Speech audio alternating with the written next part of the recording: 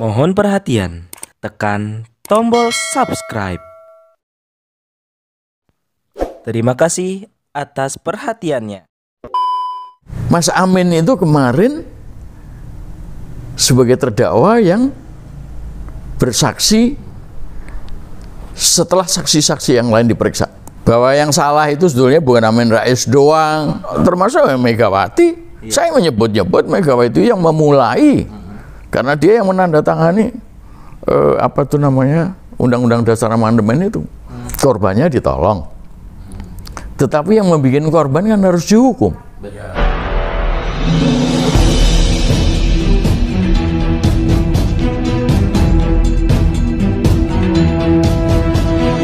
Saya Yani Muhammad, driver online Depok.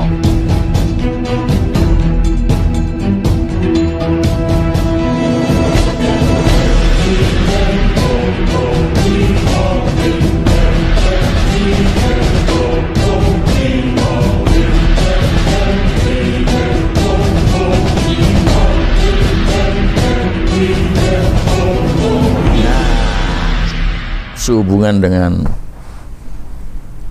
pertemuan dengan Pak Lanyala yang terakhir itu tidak seperti pertemuannya dengan Bamsud, udah jauh merosot. Sepertinya ya kayak lunglai itu, lesu gitu ya Pak? Pasrah. tetapi ya karena saya pernah mengalami hal-hal yang kayak itu ya, lunglai itu karena stres. Iya, karena stres. Nah, ya saya juga, setiap orang saya kira pernah mengalami itu ya, dan saya juga tidak mengingkari bahwa saya mengalami itu juga di dalam sejarah kehidupan. Tapi saya melihat kemarin itu ketika Pak Amin masuk dan duduk membawa map ya, cuman mapnya kan nggak pernah dibuka. Ya. Apakah itu isinya pengakuan yang lengkap? Ya, apakah seperti yang disampaikan secara lisan? Kita semua yang nonton itu mengharapkan ada satu pengakuan yang lengkap sebagaimana diharapkan oleh Pak Lanyala. Nah, dengan kata pengakuan saja itu ya, pikiran saya itu terbang melayang sampai ke masa ketika saya diadili karena tindakan menghina presiden waktu di Jerman. Tindakan menghina presiden mana sebetulnya awalnya itu adalah percobaan makar, kudeta, tetapi tidak terbukti. Nah, jadi misalnya saja saya dituduh mengejar-ngejar Pak Harto waktu di Jerman, di kota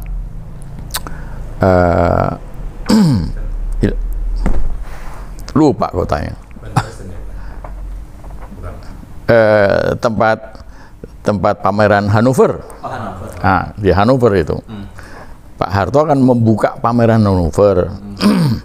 Jadi sehari sebelum dibuka itu orang mendemo Pak Harto, seluruh Eropa Barat. Nah, saya kebetulan diundang, jadi saya juga ikut di dalam rombongan pendemo itu. Jadi saya dituduhnya, awalnya itu dituduh melakukan makar karena mengejar-ngejar Pak Harto itu seperti mau menyakiti, mau membunuh, mau membuat tidak berdaya, ya kan? Itu termasuk makar. Tapi itu tidak terbukti. Jadi saya dituduh menghina. Nah, jadi saya mengikuti persidangan tuduhan itu, di mana setelah saksi-saksi diperiksa ya ada yang memberatkan, ada juga yang meringankan. Yang meringankan itu biasanya saya yang manggil, ya, minta supaya saksi saya yang meringankan itu diperiksa. Terakhir itu adalah pengakuan saya, itu yang diperiksa oleh majelis hakim, ya. Nah, setelah pengakuan itu biasanya terjadi penuntutan oleh jaksa, lalu ada pledoi, bisa dari saya maupun dari pembela saya, ya kan. Nah, ketika mengadakan pengakuan itu, ya saya menceritakan apa yang terjadi di dalam upaya membela diri. Nah, saya melihat Amin Rais itu pada waktu bertemu dengan Pak Lanyala itu menjadi saksi pengakuan terdakwa. Jadi dia selalu terdakwa itu dijadikan saksi yang terakhir. Nah, di situ dia diberi kesempatan untuk membela diri, untuk menjelaskan apa sebetulnya yang terjadi, dan pertanyaan bisa datang dari hakim, jaksa maupun pembela. Saya membayangkan Mas Amin itu kemarin sebagai terdakwa yang bersaksi setelah saksi-saksi yang lain diperiksa. Artinya merasa sedang diadili dari Pak ya? Loh, masa diadili di persidangan? Iya, dia seperti menempatkan diri sebagai terdakwa. Iya, di persidangan. Ya, jadi diadili dia. Diadili. Akan tetapi dia tidak membela diri kemarin itu. Kalau membela diri itu kan, iya kan, mempertahankan pikirannya meskipun mengaku salah. Iya. Tetapi pada waktu itu dia perlu menceritakan semuanya. Betul. Apa yang mendasari dirinya untuk melakukan perubahan undang-undang dasar, kan gitu. Betul. Nah, yang kemarin saya lihat dia itu lunglai. Iya. Sudah seperti yang menyerah dia. Menyerah dan mengakui bahwa dia bersalah gitu.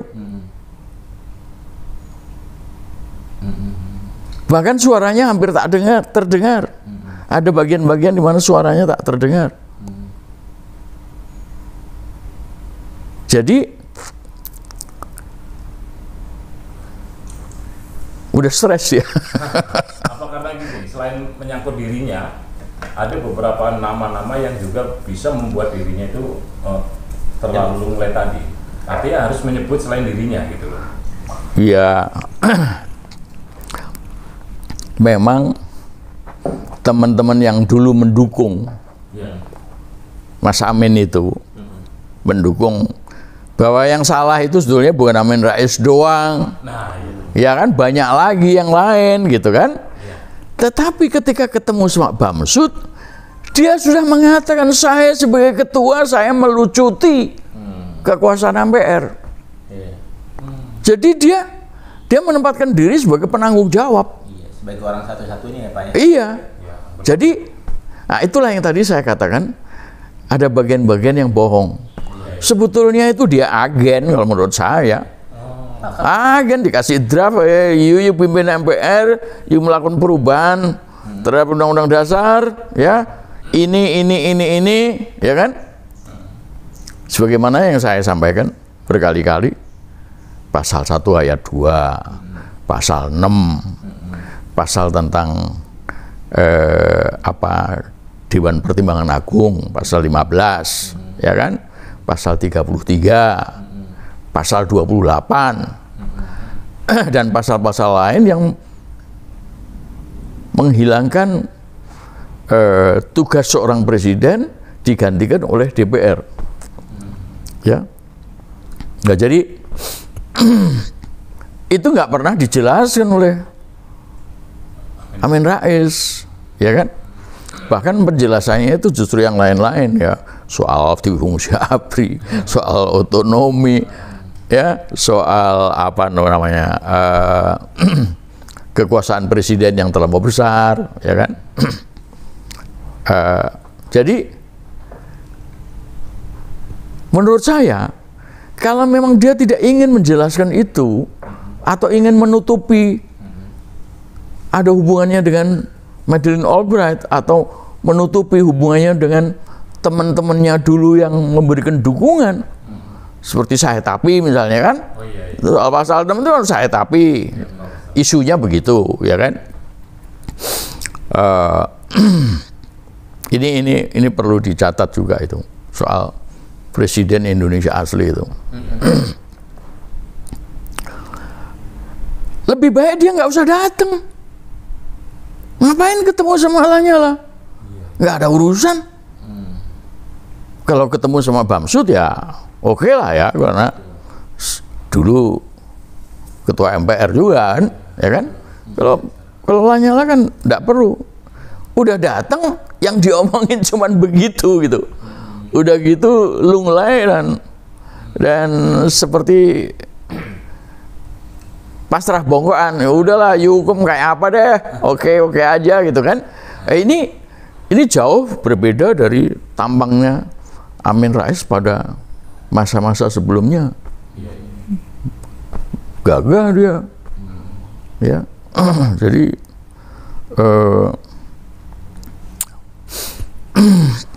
harusnya begitu. Saya sungguh kecewa ya.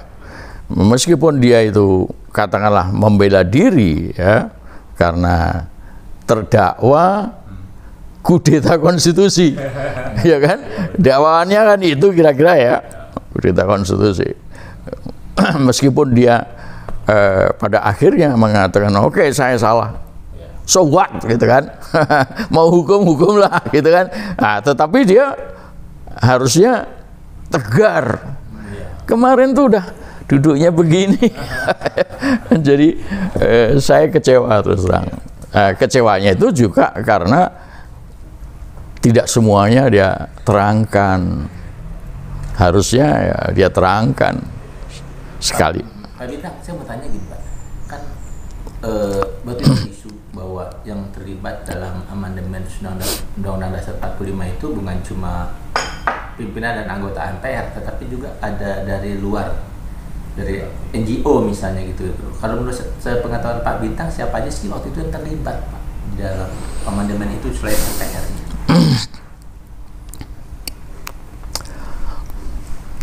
Nggak cuma NGO itu. Oh. Ya orang kayak pimpinan PKS. Oh. Nur Wahid. Oh, iya. Nur Wahid itu kan menggantikan Amin Rais. Iya. Jadi awal dia sudah mendukung 2002. Ya nggak cuma dia aja ya, waktu itu partai-partai itu kan PDI, ya kan P3, Golkar, itu semua mendukung di dalam sidang yang 4 kali itu. Ya. Nah, NGO itu ada yang namanya koalisi Ornop untuk konstitusi baru. Ornop itu organisasi non pemerintah. Ya. Nah, pimpinannya memang kelihatannya ada beberapa ya, semacam koalisi lah. Namanya juga koalisi ya. Kalau disebut-sebut ya Mulya Lubis. Iya, Bambang Subianto, Bambang Wijoyanto, Teten Masduki. Itu yang kemudian menjadi menamakan dirinya apa ya? Lupa saya. Nah, Teten Masduki itu membuka stand booth ya di MPR di Nusantara itu, di pintu masuknya itu. Tidak ada Indonesia baru tanpa konstitusi baru. Iya, itu banyak yang nggak tahu. Ya tokoh-tokoh partai ikut. Bahkan menurut informasi itu yang namanya LIPO, yang di sana Cikarang, yang di sini apa namanya? Meikarta. Hah? Meikarta. Oh, bukan. Oh, yang LIPO. Yang di sini Tangerang itu loh. Tangerang LIPO Cikarang. Karawaci. Karawaci. itu menyediakan helikopter bolak-balik dari lokasi Jakarta sampai ke Cikarang sana untuk mendapat briefing bagaimana perubahan amandemen itu berlangsung. Ya tokoh-tokoh LSM banyak lah. Ada nama Gumai gitu nggak sih Pak? Yang ada nama? Iya, saya kira Gumai itu juga bagian dari itu. Tetapi apakah ya memang Gumai itu termasuk dalam koalisi Ornop itu. Oh. Ya, tetapi apakah dia dia itu baru muncul namanya itu ketika terjadi pemilu 99.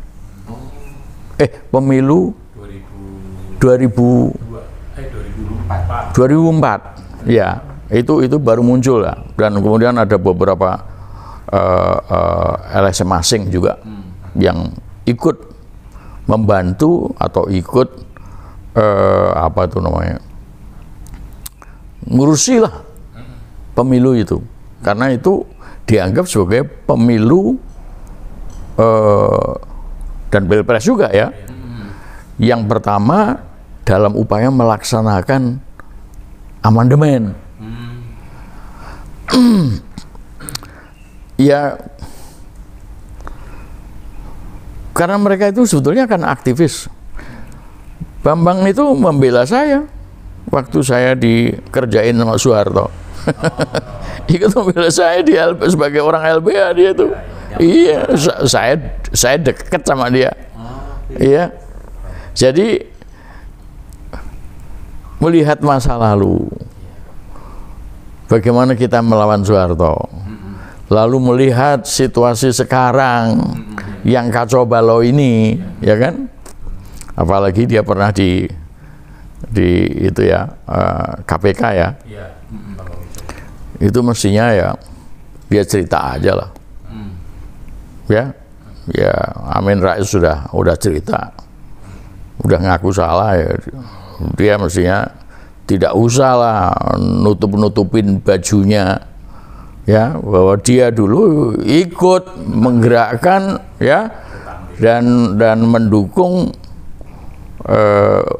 Undang-Undang Dasar Amandemen itu ya, dan menyatakan misalnya penyesalannya bahwa keadaan seperti ini yang terjadi itu ya, nggak cuman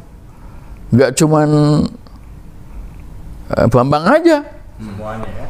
Iya, yang lain-lain juga kan. Mulia Lubis sudah pulang, ya kan? Tuh, masih.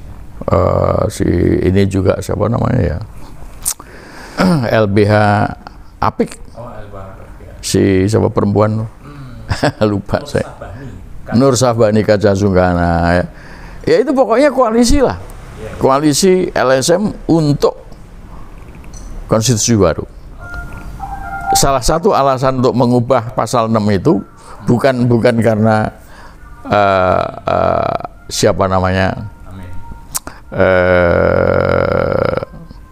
siapa ahli hukum Sahetapi, ya, tetapi juga dari Aminnya sendiri. Ya, contoh yang lain adalah dia membentuk PAN, ya kan?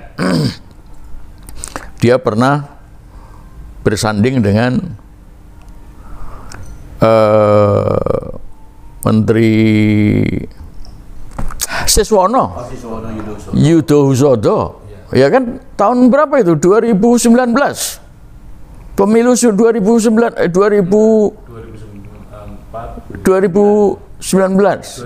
oh 2009 ya, 2009 ya, untuk menjadi presiden, calon presiden, tapi udah jadi calon presiden, ikut dia, tapi nggak menang, ya kan?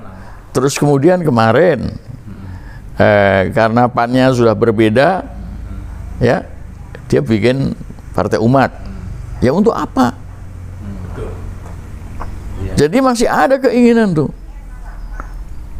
Nah, tetapi sekarang kelihatannya ya pasca Pilpres itu dia mengaku salah. Sebetulnya berita-berita tentang pengakuan salah itu udah lama itu. Ya, kepada Pak Tri pernah mengatakan begitu. Kemudian pada Pak Prianto, mantan wakil gubernur, nah, itu juga pernah Pak Prianto menyampaikan seperti itu. Tapi baru kemarin lah ya, meskipun tidak lantang di depan mimbar secara nasional ya, dia mengatakan kepada Bamsud bahwa dia melakukan kesalahan.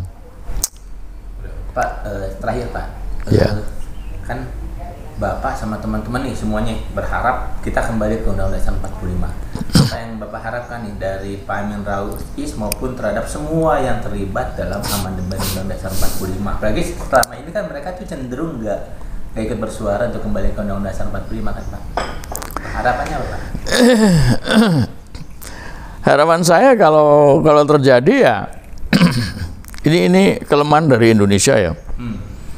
Peristiwa 65 itu sama sekali tidak dibentuk suatu komisi pencari fakta.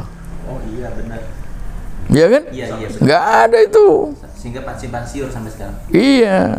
Nah itu bisa tidak berarti kemudian sama sekali tidak ya. Nanti ada saatnya itu bisa dicari fakta-faktanya, termasuk mencari dokumen-dokumen yang di US Library di Amerika. Ini juga begitu. Ini juga begitu, harus dicari faktanya ya. Siapa saja bentolan-bentolan.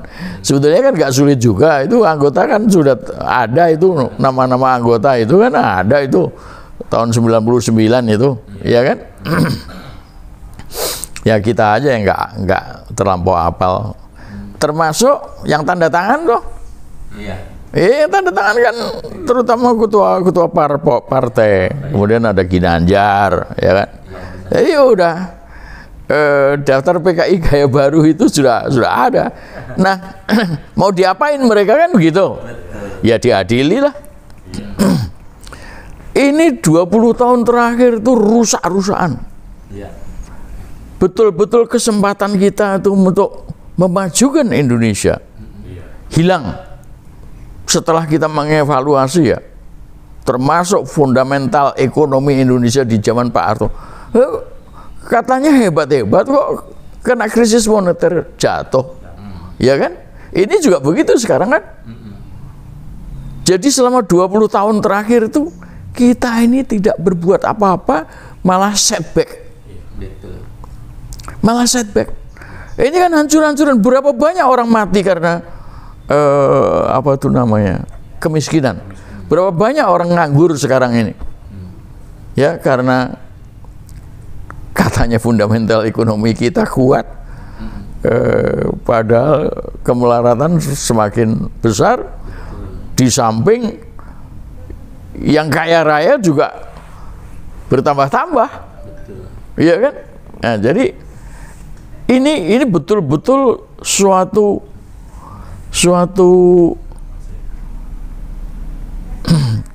kalau orang Palestina menyebutnya Al-Nakba.